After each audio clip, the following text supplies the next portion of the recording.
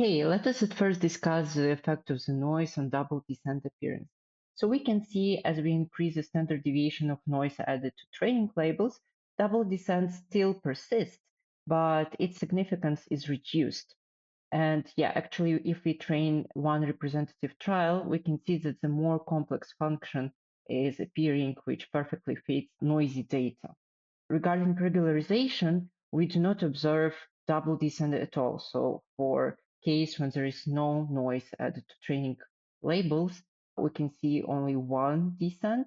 And when there is noise, there is no particular power of number of hidden units on what is the test error we expect to see. And for the last section in the tutorial, we would like you to play around with initialization scale. So firstly, weights of W2 are initialized as zeros for all of the previous sections.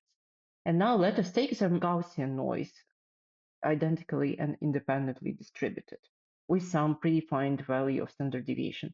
For that, you are invited to complete this particular function where you simply need to specify this parameter in its scale. See you.